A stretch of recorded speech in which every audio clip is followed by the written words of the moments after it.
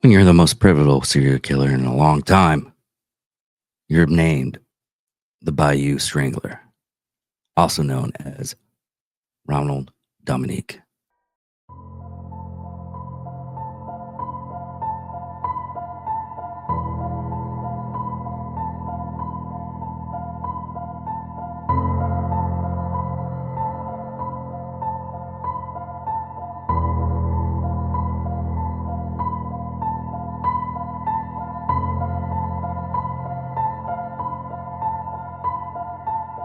Ladies and gentlemen of all ages, boys and girls, thank you for tuning in to yet another episode of Angry Meat Production.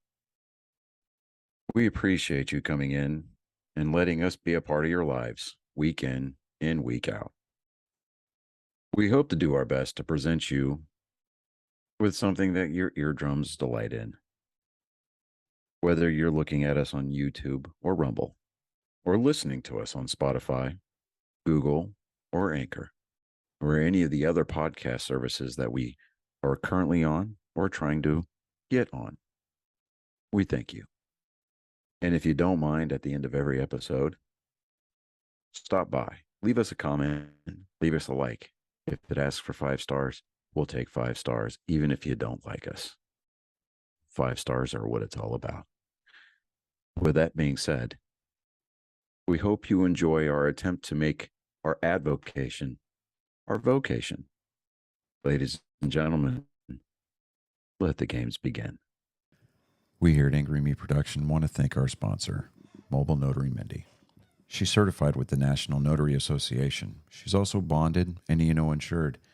She offers a wide range of services including wills, powers of attorney, medical documents, healthcare proxies, living wills, certification of trust, assignment of personal property, HIPAA waivers, advanced healthcare directives, and 99 verification. You can find her on Facebook, TikTok, and Instagram at Mobile Notary Mindy. You can also visit her webpage at TexasMobileNotaryMindy.com. That's TX, MobileNotaryMindy.com. Thank you so much and enjoy the show. Welcome, Angry Faithful. Today, we're going to go over Ronald Dominique, and it's a sad one, like always on these things. It's sick and demented, and that's what y'all people like. But let us begin.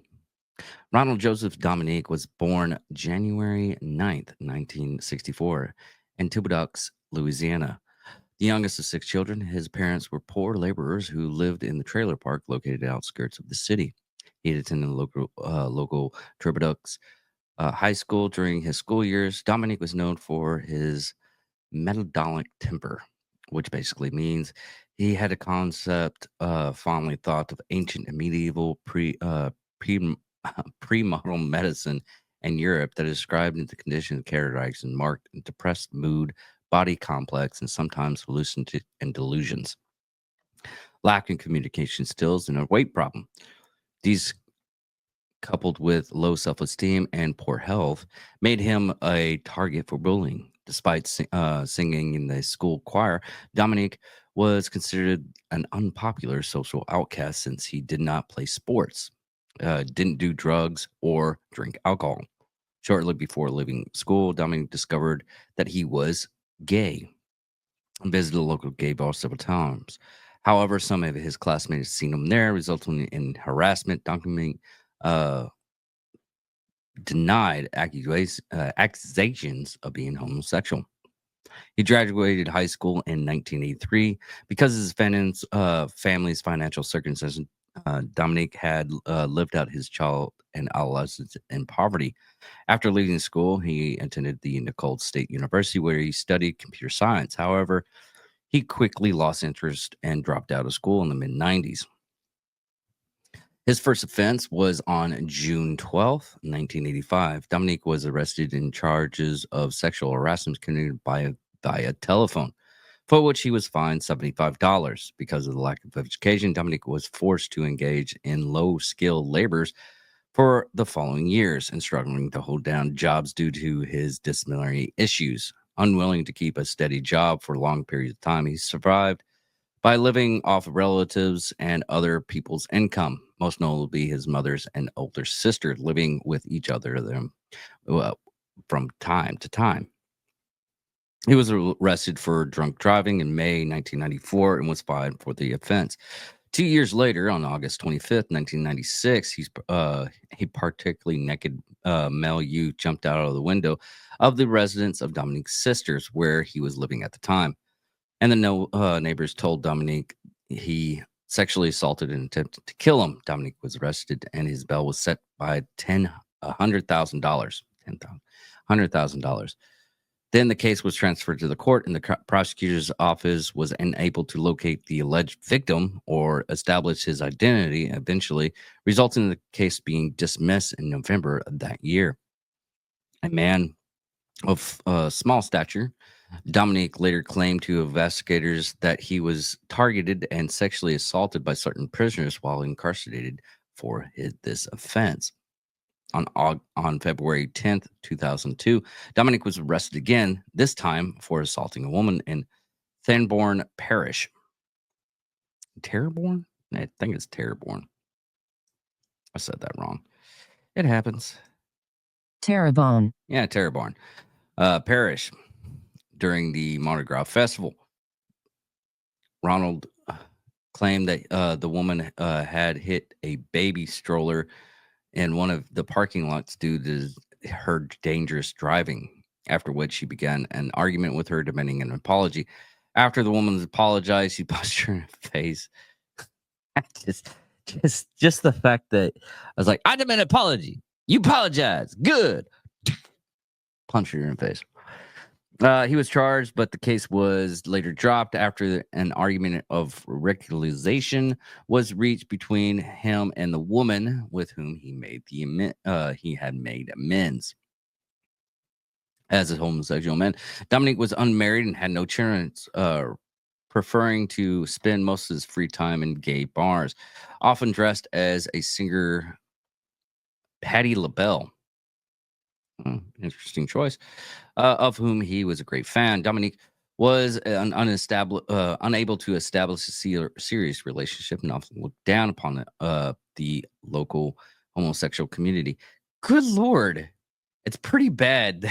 I'm sorry I'm laughing. I laugh at this certain situations, but it's pretty bad that you're already getting yelled at because you're homosexual.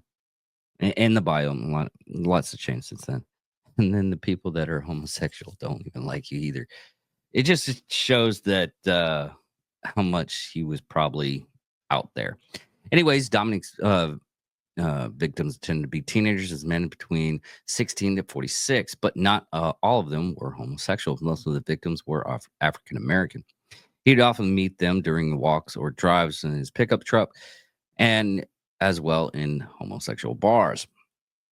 During this, luring them in with alcohol, drugs, housing, and group sex with his supposed girlfriend. After successfully convincing the potential victims, Dominic would lure them into his trailer where he would overpower them, bind them subsequently, and sexually assault them. You know what? They said he had like small stature and everything. Let's see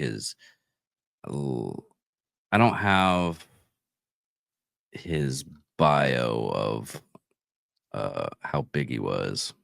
According to the investigators, Dominic then strangled them, loaded their bodies in the back of his truck, and dumped them in remote rural areas in one of 6 nearby parishes. Now, Louisiana is they use the word parish for counties. Just a FYI. The murders begun in July 1997, with Dominique's first confirmed victim being a 19-year-old African-American man named David Mitchell. He was picked up while hitchhiking alone from his grandmother's house after attending a relative's birthday party. His body was found July 14th in a ditch alongside the highway near a wooded area in St. Charles Parish. 2 days after he was last seen, forensic research showed that there was ditch water in David's lung, but no trace of physical trauma, drugs, or alcohol. His death was initially ruled as an accidental drowning. However, Mitchell's father insisted that his son was an excellent swimmer and he had been murdered. Since the water level was low and the fact that Mitchell's trousers had been lowered to his ankles when found, after Dominique's later confession,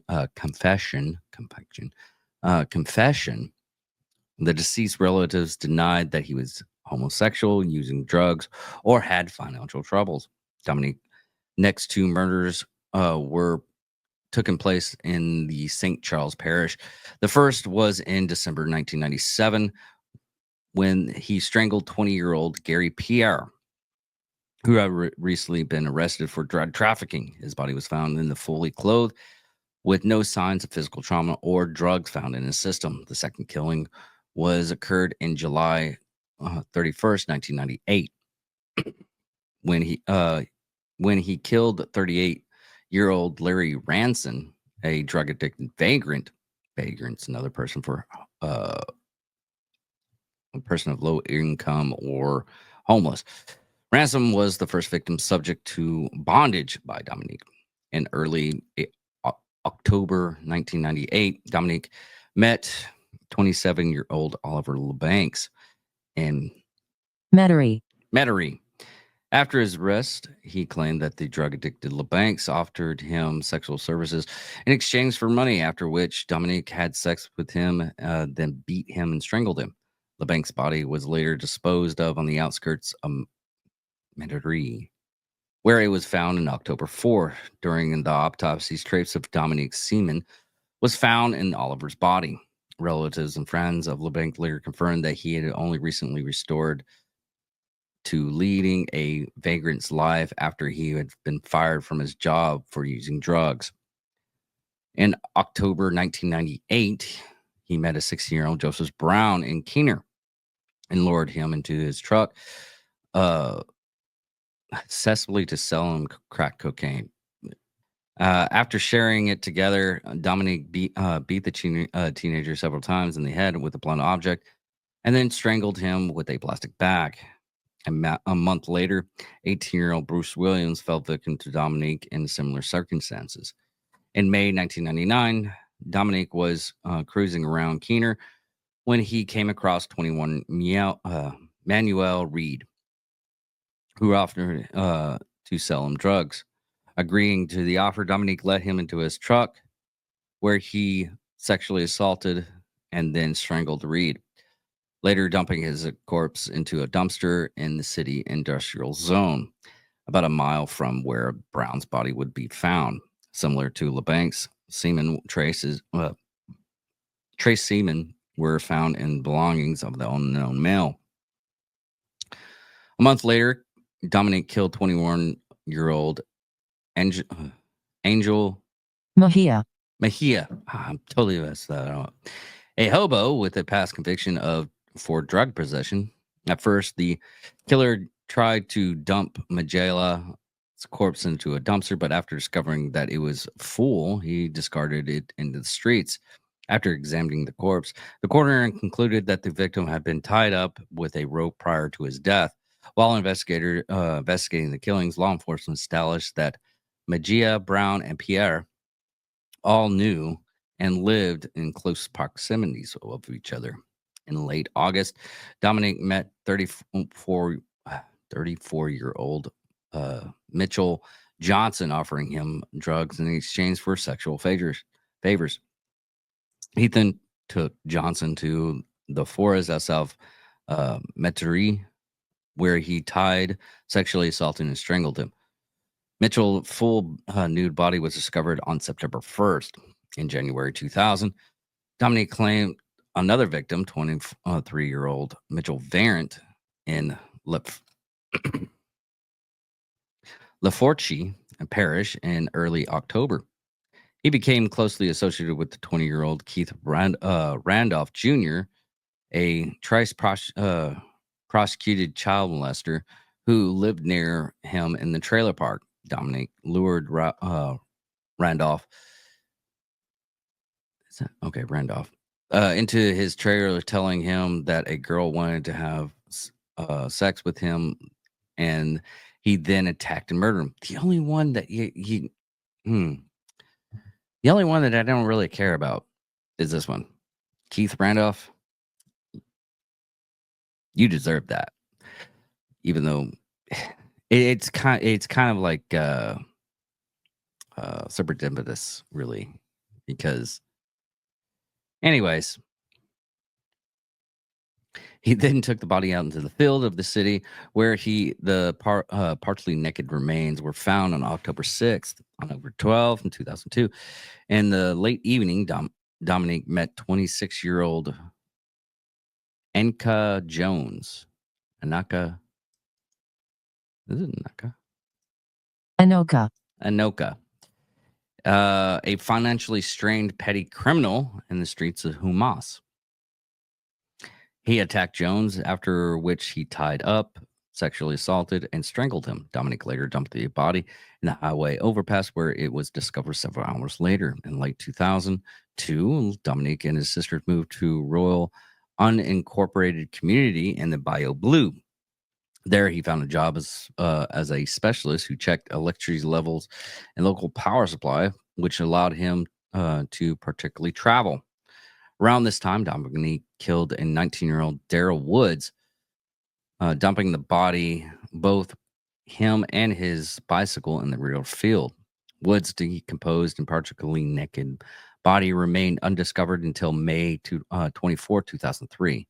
The cause of death was determined with asphyxiation, which is basically just strangulation. However, until Dominique's arrest, it was considered that it had been accidental in nature, since the victim was known to suffer from asthma.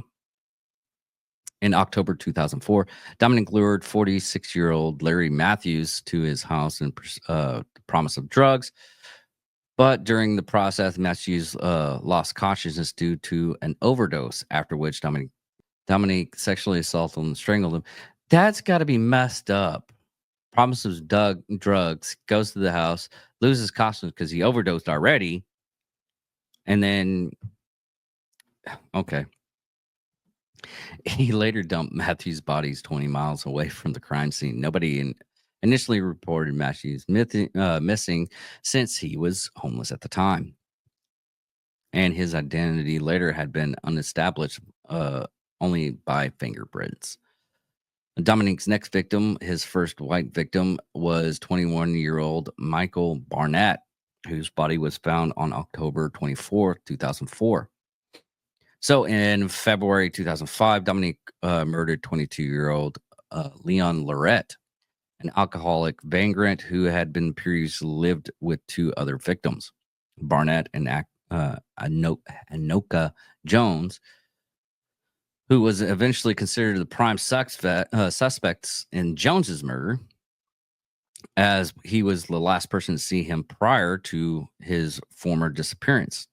2 months later, in April, Dominique met 31-year-old August Watkins, a homeless man who had been lured into his truck with the promises of overnight stay. After Watkins ended up in his trailer, Dominique gave him alcohol and offered him sexual favors, which a supposed female acquaintance, before tying him up and sexually assaulting and strangling his victim. After Watkins' corpse was discovered, police began to consider the first time that a serial killer was active in Keener and Humas. Since the murders were both areas demonstrated a singularly similar modus operatus, and the case was handed over by the Federal Bureau of Investigation, or the FBI. A few days later, after the killings of Watkins, Dominic killed 23-year-old Kurt Cunningham. Words today. Later that summer, he murdered 28-year-old Anoza Huggins in St. Charles Parish, and a 17-year-old Wayne Smith in Terrebonne Parish, alluring them both under the pretense of having sex with one of his female friends. Unlike most of the previous victims, Hogan and Smith had no prior criminal convictions and weren't known to use drugs. Hogan had been sexually assaulted by Dominic pre-mortem, while no traces of semen were found on Smith's corpse since his body had been decomposed and disposed in a canal, where it had severely decomposed when discovered only a few days later. Now, the exposure in November 2006, Dominic came under the police suspicions after Ricky Wallace, a resident of Bayou Blue, reported that Dominic had lured him into his trailer in mid 2006 with an offer to share drugs and have sex with a girl. After Wallace entered the trailer, according to his testimony, Dominique tried to convince him that his girlfriend enjoyed bondage, offering to tie Wallace up. Ricky refused, and soon after, he was allowed to leave. His testimony was questioned at first because he was a drug addict and repeated a lie in the past. Nonetheless, Dominique was questioned by police when while he was held in the station. Dominique agreed to donate a blood sample. Over the next week, DNA testing matched Dominique's profile of what the exclusive killer who had left behind semen traces on the bodies of Oliver LeBancs and Manuel Reed, resulting in the arrest warrant. On December 1st, 2006, Dominique was arrested at a homeless shelter. After said arrest, he told police that he knew it was a matter of time before he was captured. So he was moved out of his sheltered house in order to not be inconvenience her. Uh, he moved out of his sister's house in order to not inconvenience her. One of the police stations, Dominique expressed his desire to cooperate with investigators and ready to confess to 23 murders, describing them all within detail. As a result, the charge was brought against him, however, and despite his confession, Dominic refused to admit guilt in the attack, like most serial killers do. They don't admit that they're guilty of these crimes. And treated similarly since he was just earning money. If the potential victims refused to do so, he would let them go without any harm. He's such a good guy, letting him go. The only one that actually nobody cared about was the one that was a freaking child molester. Considering his motives, Dominic claimed that he wanted to get rid of any witnesses as he was unwilling to serve a prison sentence again. According to him, after his 1996 arrest for sexual assault, he was strongly impacted and allegedly remained in consistent negative emotional state and began to show symptoms of mental disorder.